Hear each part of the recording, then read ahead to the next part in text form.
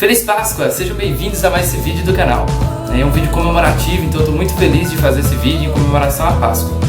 Então aqui no Brasil é uma época muito gostosa de se viver, até porque nós fazemos ovos de chocolate, ou vendemos ou compramos ovos de chocolate e presenteamos uns aos outros, cada ovo mais lindo e mais gostoso do que o outro. Mas cada país tem uma maneira diferente de ver a Páscoa e uma maneira diferente de comemorar a Páscoa. Quer ver? Enquanto os brasileiros ganham ovos de chocolate, as árvores alemãs ganham ovos coloridos. Não são de chocolate, são ovos comuns que foram esvaziados e se tornaram arte na mão dos pintores. As cores se devem também à chegada da primavera. Os ovos gregos são vermelhos, como o sangue de Cristo derramado por nossos pecados.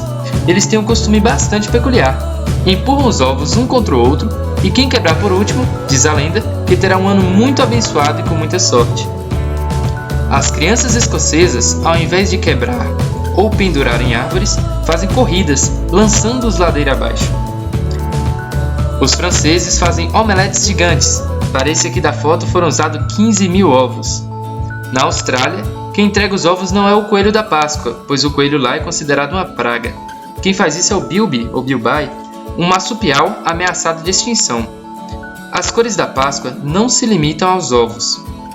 Na Índia, nós temos o Holi, o Festival das Cores, que celebra a recém-chegada primavera. O Holi é muito bonito por causa de muitas cores e é imitado em diversos lugares do mundo afora. Na Guatemala, os tapetes coloridos,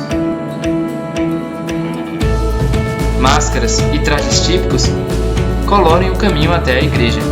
Representam assim a caminhada que Cristo fez após sentenciado à morte. Na Finlândia, as cores estão nas crianças, que usam roupas típicas e fazem algo parecido com o Halloween norte-americano, mas, ao invés de oferecer travessuras, elas oferecem um cartão dourado. No arquipélago de Bermuda, as cores estão no céu, em um grande festival de pipas. Tem cada pipa legal. Elas significam a ascensão de Cristo, depois de ressuscitado. Chocolate e omelete não são as únicas comidas típicas da Páscoa. Uma que merece atenção especial é o pão da Páscoa da Polônia. O dono da casa não pode ajudar a fazer esse pão.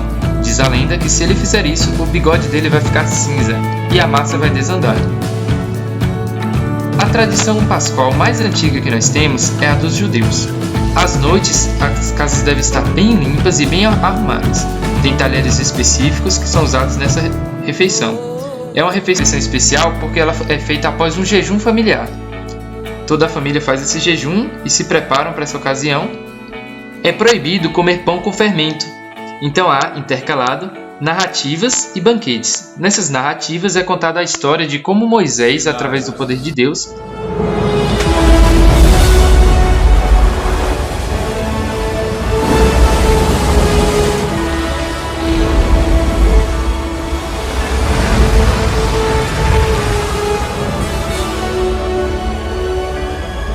libertou o povo judeu que permaneceu 400 anos escravo no Egito. Foi uma libertação miraculosa, através de 10 pragas, onde foram mandadas pragas de moscas, foram mandadas pragas de sapos, o rio se tornou em sangue. A última praga foi a mais dramática, e os judeus se recordam bastante dela, porque todos os primogênitos iriam ser mortos, mas Deus os salvou. As instruções de Moisés foram para pegar um cordeiro, imolá-lo e pegar o sangue e passar no umbral da porta, e todos os que tivessem esse sangue no umbral da porta seriam salvos. Para os cristãos isso é um símbolo de Jesus Cristo, que através do sangue dele nós somos salvos.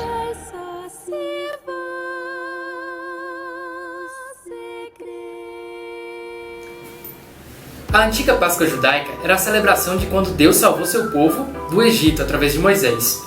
Mas para os cristãos ela tem um significado muito mais profundo, uma outra libertação, uma outra salvação. A salvação oferecida por Jesus Cristo, Salvador do mundo. Vamos entender um pouco mais sobre esse tema. Como Jesus Cristo ele pode ser o Salvador do mundo? Primeiro, Salvador. Para ele ser Salvador, ele tem que nos salvar de alguma coisa. E do que Jesus Cristo te salvou? Do que Jesus Cristo nos salvou?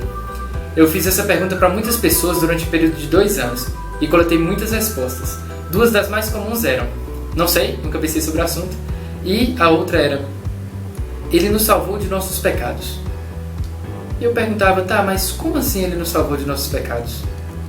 Eu queria uma resposta mais do que decorada, eu queria entender mesmo como é que isso acontecia. Porque nós vivemos num mundo cheio de pecados. Nós não conseguimos parar de cometer pecados, nós cometemos pecados sempre. Então como é que Jesus Cristo nos salvou de nossos pecados? Muitas dessas pessoas tinham uma história impressionante para contar sobre como Cristo salvou o casamento delas, ou sobre como salvou a saúde delas, como curou elas de alguma coisa, ou como ajudou elas a pararem de beber ou de fumar, ou vencer muitos dos efeitos dos pecados na vida delas, talvez um trauma, né, ou algo pesado que elas carregavam durante muito tempo, ou a dificuldade de perdoar alguém. De repente Cristo conseguiu tirar isso e limpar o coração dessa pessoa. Mas esse tipo de salvação, apesar de super importante, é uma salvação personalizada, individual. Aconteceu para cada pessoa que eu perguntei. Mas para ser o salvador do mundo, né, ele tem que ter oferecido uma salvação para o mundo inteiro. E qual foi a salvação que Cristo ofereceu para todas as pessoas do mundo? Bem, eu vou listar duas coisas. Jesus Cristo ofereceu muita salvação, mas eu vou falar de duas coisas. Primeiro, Cristo nos salvou da morte. As Escrituras nos dizem: o salário do pecado é a morte. Então, por causa do pecado que nós morremos. Antes de existir o pecado no mundo, não existia morte. Adão e Eva iriam viver para sempre. Mas depois do pecado, o corpo deles se tornou mortal. E assim todos os filhos deles, como nós, são mortais. Mas a Escritura diz também: assim como a morte veio por um homem, Adão, também todos serão vivificados em Cristo. Então todos morremos por causa do pecado, mas também todos nós vamos viver de novo por causa de Cristo. Então essa é uma salvação que foi oferecida a todas as pessoas, independente de se elas são boas, ruins, não importa. Todas as pessoas vão ressuscitar. O que é ressuscitar? É ganhar o corpo físico de volta, mesmo depois da morte. Então todos irão vencer a morte e voltar à vida. Jesus Cristo é como se ele tivesse entrado dentro da morte e quebrado ela. E agora todos nós podemos voltar. Isso é interessante porque tem duas frases que são bem comuns, que as pessoas sempre falam. Uma é: tudo tem jeito menos a morte. Mentira. Jesus Cristo deu jeito na morte, então até a morte tem jeito. E a segunda frase também que é bem comum: não sei o que acontece depois que a gente morre, ninguém nunca voltou para contar. Outra mentira: Jesus Cristo voltou e ele contou o que pode acontecer conosco depois que nós morremos. E como nós podemos superar a morte. Todos travamos uma batalha diária contra a morte. Nós envelhecemos, nós ficamos doentes, o tempo passa para todo mundo. Tá certo que remédios podem prolongar a vida, ou tratamentos médicos, mas ninguém achou a cura para a morte, exceto Cristo. Ele conseguiu superar o grande desafio da humanidade. O segundo aspecto tem a ver com o nosso relacionamento com Deus. Como assim? A palavra morte significa também afastamento. Assim como a morte é a separação entre o corpo e o espírito, a morte que eu vou me referir agora, a segunda morte ou morte espiritual, tem a ver com o nosso afastamento da presença de Deus. Antes, na época de Adão e Eva, o homem ele conversava face a face com Deus. Mas, depois do pecado, nós somos afastados da presença de Deus. E como Cristo conseguiu isso? Graças a Jesus Cristo, todas as pessoas irão voltar à presença de Deus. Como assim? Todas as pessoas, boas e más? Sim, todas as pessoas. Para algumas pessoas, esse dia vai ser grandioso. Vai ser o grande dia do Senhor, onde nós vamos reencontrar o nosso Criador, vamos dar um abraço nele e ele vai dizer: bem-estar, servo bom e fiel, sobre pouco foste fiel, sobre muito te colocarei, entra no gozo do teu Senhor. Mas para outros, esse será um dia de grande pesar. Essas pessoas elas vão ter uma audiência com Cristo, elas vão conversar com ele e vão sentir pesar. Antes mesmo de entrar na presença dele, elas vão desejar que as pedras caiam em cima da cabeça delas para elas não precisarem entrar na presença de Deus. Vai ser algo bem terrível. Mas, imagine, né, também como é olhar para um ser que conhece você profundamente, que sabe os seus pecados. A gente tenta tanto entrar no reino celestial, tenta tanto entrar na presença de Deus, que a gente não pensa que lá todos vão conhecer os nossos pensamentos, todos vão saber se a gente pensar algo errado. Já pensou aqui na Terra? Se cada vez que nós pensássemos algo errado, as pessoas soubessem tocar sua sineta? Ia ser terrível. Então nós precisamos nos preparar para encontrar com Deus. Não é simplesmente chegar lá e ser salvo. Nós precisamos de um preparo. Na verdade, algo que poucas pessoas entendem é que Cristo ele já salvou todos nós. Não existe... Tem pessoas que pensam assim, que a gente faz a nossa parte para merecer o céu e que Deus completa, Jesus Cristo completa com o sacrifício dele. Ele não completa, ele pagou tudo. O que poderia ser mais do que o sangue de um Deus? O sangue de um Deus derramado é o suficiente para nos salvar. Nós estamos salvos. Mas nós não estamos preparados para suportar a presença de Deus. Os mandamentos não são para nós merecermos o céu, que audácia. Ninguém merece o céu. É impossível. Só Jesus Cristo conseguiu fazer isso. Mas, graças ao amor que ele tem por nós, ele nos prepara para que, através dos mandamentos, através do arrependimento, através do sacrifício que Ele fez, Ele também nos prepara, muda o nosso coração, tira o nosso coração de pedra e coloca um coração de carne, um novo coração, nos transforma em novas criaturas, para que nós possamos suportar a presença de Deus, para que nós possamos suportar a Sua glória, e que assim nós possamos viver em harmonia e paz, no reino celestial que Ele preparou para nós.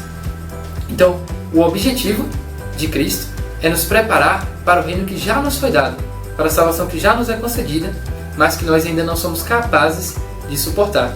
Assim como o pai pode pagar uma faculdade para um filho, mas enquanto o filho não crescer, passar no ensino médio, passar tudo aquilo, ele não vai poder fazer a faculdade mesmo já estando paga. Fez sentido, né? Então, Cristo, Ele é o Salvador do mundo. Ele já nos salvou.